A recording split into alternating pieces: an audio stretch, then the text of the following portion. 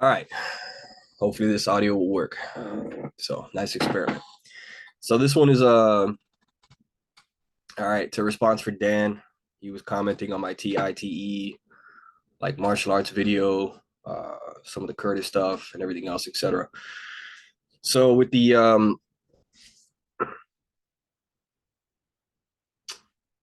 TITE stuff, ultimately it's going to be complicated.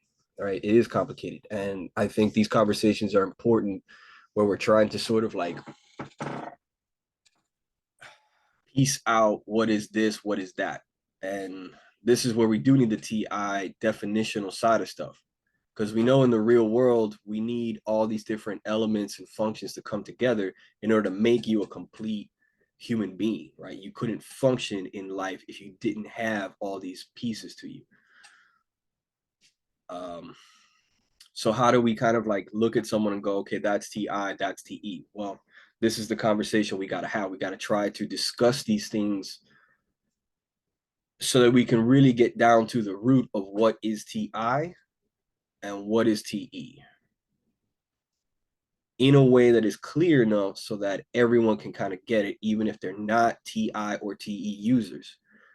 Here we are having a conversation, and to many people who do use TI and T a lot, it might seem a little bit easier to understand. It might seem even like something you want to talk about in the first place. But imagine if you had your SFJs out there. I'm gonna keep it real and just throw them out there. Imagine you had your SFJs listening in on this, the two of them out there in the universe.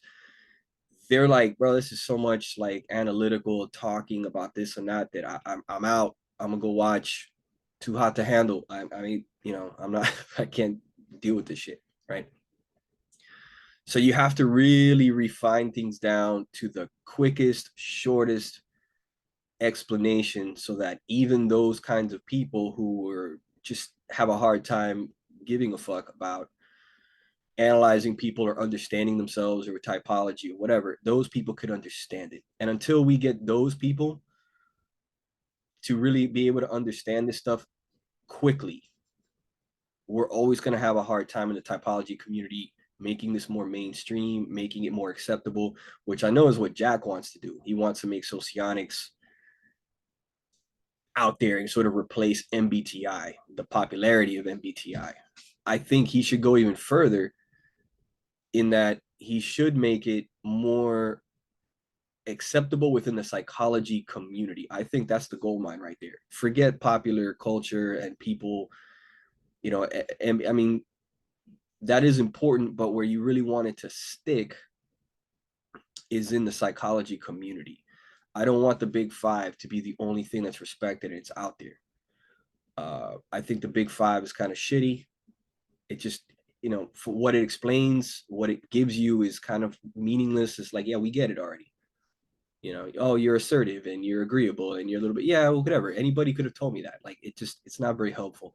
So I think psychology could use something a little bit better and something that's not as insane as like the Minnesota personality test, which is like some complicated, insane thing. So trying to show the usefulness of socionics to the psychology community, make it more useful in that environment among people who actually obviously care about psychology because they're psychologists or psychiatrists or whatever, making it useful to them, to me, is kind of the gold mine and so forth. But in order to make it popular for them and to teach all the basic bitches that are going to be in those classes, which is about 60% of them, let's face it, you got to be able to really define these terms well. I admire the OPS community when they say that, define your terms. I don't agree with how they define their terms, but I like the idea that like you got to define your terms clearly and stuff. I think that's very true. So these kind of debates on TI, TE, SI, all this sort of shit. I know FI is very misunderstood, especially with my SLEs. You guys are always mentioning like we don't really get what FI is about and what you gammas are doing and shit. So hopefully we'll have those talks. I'm still interested, of course, in having um, like a video conversation, meeting, hangout session, whatever. Um, so anyway, that's my spiel. Let's get back to it. The TITE. stuff. When it came to when it came to the martial arts stuff, let me just stick with that. My point really with the video, I know it gets kind of complicated to say this is TI and that's TE, and I know that that's not exactly the primary purpose of what I was trying to do. What I was trying to do was give a kind of a concrete, simple explanation that kind of shows what TI could look like, how it could be represented almost in a symbolic way, and what TE could look like also in an almost symbolic way. So the TI is the structure. This is the structure. This is how something is meant to work. You can look it up. You can research it. There's rules. There's techniques. There's efficiency of techniques. There's ranking systems. There's all this structure built in. Pick your sport: boxing, wrestling. Traditional martial arts are even more obvious. When you get into take judo, you have a clear-cut belt system. They have a curriculum that's international. So whatever school you go to anywhere in the world, there's a curriculum that dictates who is this belt and who's that belt and who's that belt. Every step of the way, there's all this structure all along the way. And I was trying to compare that to the guy who teaches you self-defense, or the guy who's a bouncer is even better. The bouncer outside the club who knows a lot about fighting, who's trained in traditional stuff. And the guys like that will talk to you and they'll tell you, they go, look, 80-90% of all these fucking techniques that you're doing in the gym, in your little judo, taekwondo, box, whatever, it's all bullshit. It ain't gonna work anyway, because you're not gonna have an opportunity to use that footwork to jump and do this thing. You're not gonna have that. You are better off stripping away all that shit. Forget the structure, because actually the structure gets in the way. You're better off learning a few techniques that you learn it under the right conditions, real conditions. And those techniques will take you a lot further. They'll also tell you that a lot of world champion, elite level, high experienced guys at their particular sport struggle in the streets or get fucked up or have problems because they have so many techniques and so much crap in their head that it's so much shit, it's overwhelming, and they fall into analysis paralysis. They fall into the paradox of too many fucking choices. Whereas they would have just been better off if they just saw a guy and just fucking bashed the dude, or they just grabbed a bottle and just fucking did that, right? Very simple, primitive, crude. It's, it's not very refined. What is that? But it can be a lot more effective.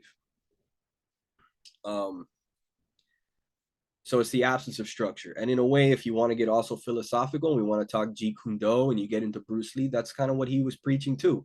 He was saying you learn all this fancy shit, but once you're out in a fight, you have to empty your mind, formlessness, be natural. Just let it happen naturally. Don't think about the technique, just do the technique. Let everything go from your mind. He's essentially kind of saying, okay, you learned all that TI structure, you got all that shit, but now it's time for TE. Now it's time to just act. Actually, you know what? Fuck that. It's not exactly TE, but it kind of sort of, now he's more like going into S mode, to be honest. Let's face it, we all know Bruce Lee was like an STP anyway. Really where the TE is going to kick into play is that TE is really, it requires experience. And this was a part that I think later in the conversation, you started kind of talking a little bit about this, and it kind of, my light bulb went off a little bit. TE is the experience, right? You need external data from yourself to start to realize, okay, that's what works. That's how things are meant to work. That's how things actually work. You need experience with the thing, whatever the subject it is you're dealing with, to get the information and data you now need to learn, update, and understand how things work better. This is different from TI, that it doesn't need the experience. It believes in the idea that if I could just sit back and think about it, I can reason my way to an answer, right? This is very much what Jack talks about. And I forgot what the hell little Greek terms he keeps using all the time. A priori knowledge versus whatever, that shit. I'll leave that to Jack. But the idea with TI is I can think about it, and if I reason my way through it well enough, we can get to an effective answer solution system that way. TE is kind of going, no, we need to actually do it, experience it, watch it happen live, and based on that, now we see how it really works and what's going on. So bringing this back to the whole fighting thing I was talking about, is sort of like the guy who wants to learn and read about a particular system of fighting, and he wants to read about it, he wants to think about it, he wants to put all these pieces together, but maybe doesn't bother to fight enough, doesn't bother to get into those situations to get the experience, or doesn't get close enough to it. Even if you're not the one fighting, you're observing real fights happening in front of you, and you're seeing what is effective and what's not effective, right? The TE person, again, the other way around, that person is learning, like they're going out there to fight, you know. So my point, like I said, this was all meant to be sort of like a representation of what TI and TE can be seen as, using martial arts as a representation, as a demonstration of what it could be. That's kind of it. It's not meant to be a perfect, exact one-to-one discussion that if you do a traditional martial art, you're doing TI, and if you're doing just cracking bottles over heads, that you're somehow T. That's not really what I'm trying to get at. I'm just trying to give you a visual on what TI and TE could look like in a more real world setting. I also kind of realized that, as you pointed out, that I must be SE as fuck, and I guess so. I'm kind of a little like, which I guess for some people they're probably looking at me like, "Are you out of your fucking mind, bro? The SE is pouring out of you. Don't be stupid." All right.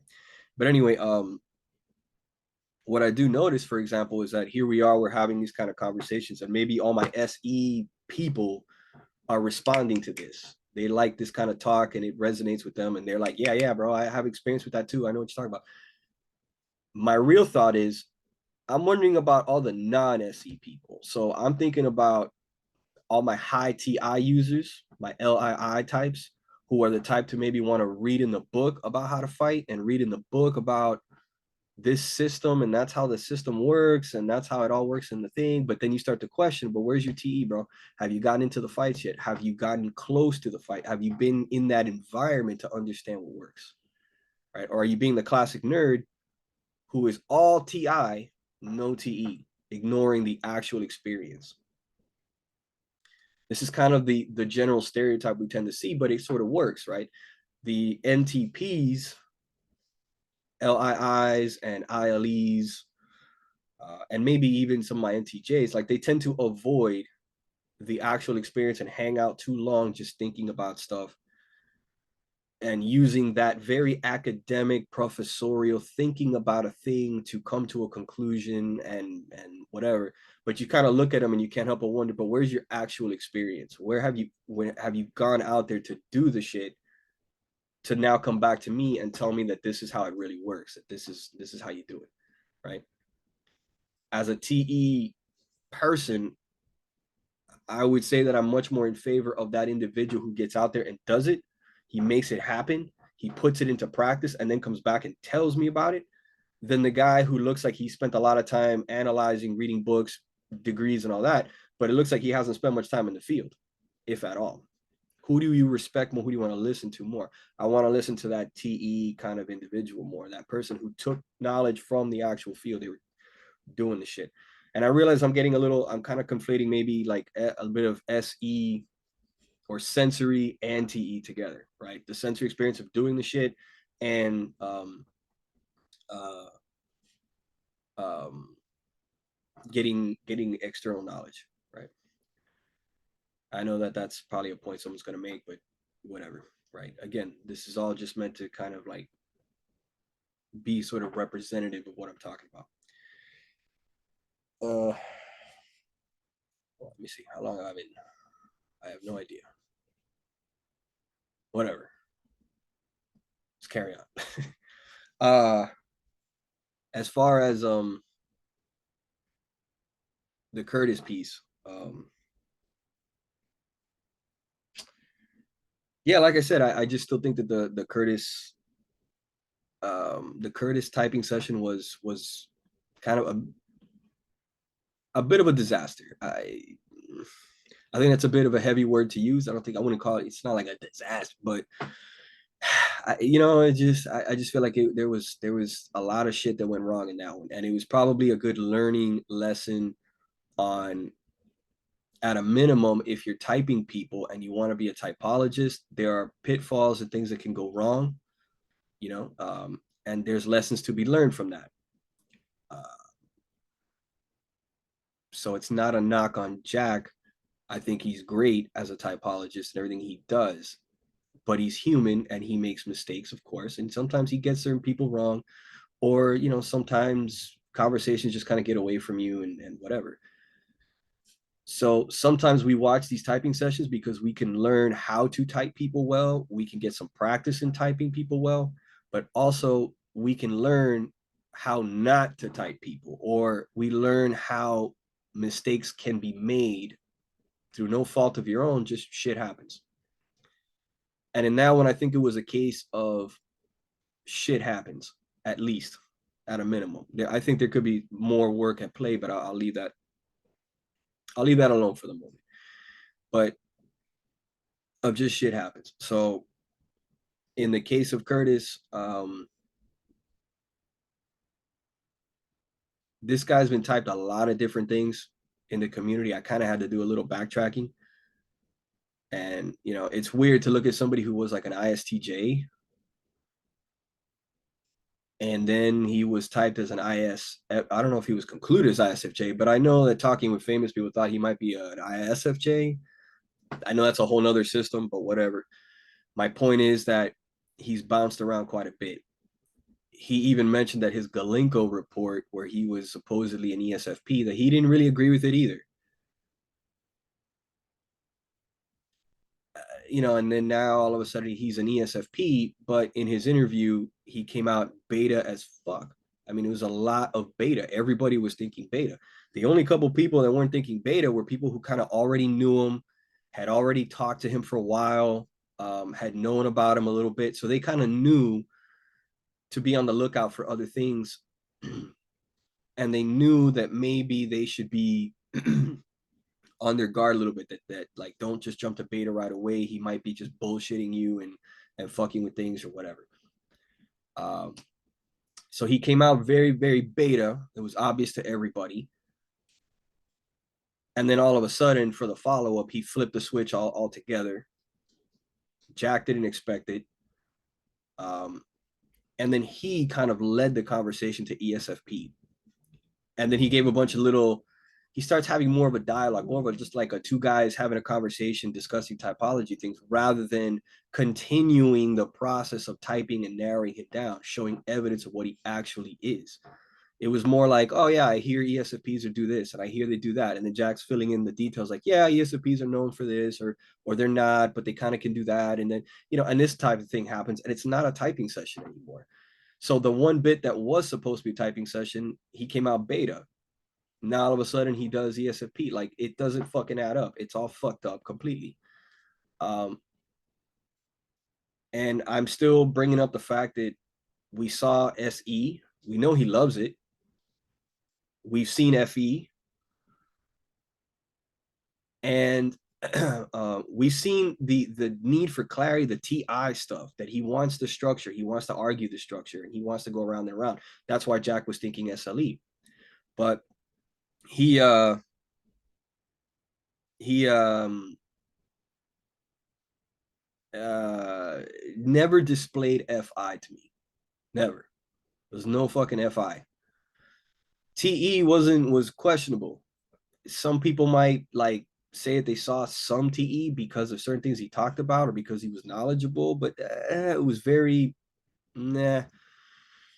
So, but what was completely vacant. I mean, there was no fucking FI ever, not even in both, even in the follow-up. There's no FI, period. So for someone who's supposed to be an ESFP, you know, and have FI as creative in the ego, where the fuck was the FI? It was never found, ever.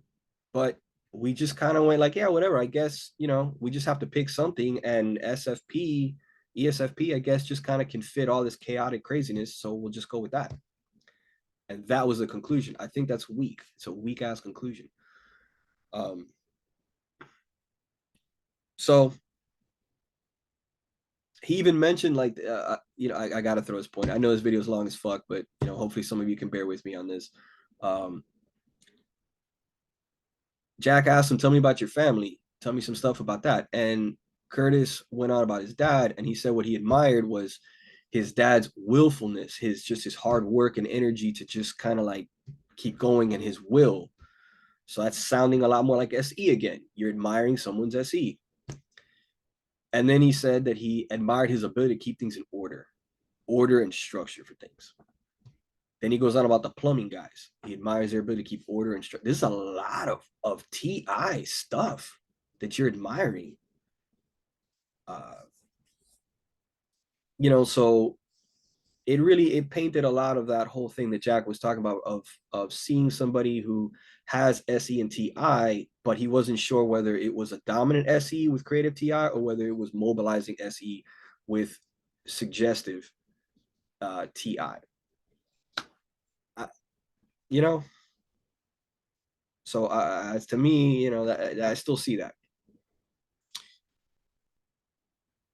So like I said, at the end of the day, it was kind of a really shitty, all over the place fucking typing session that maybe at best was an example of how a typing session can just fucking go wrong, and things that maybe need to learn from that to not make those kind of mistakes typing other people going forward. You know, that's how I feel with that.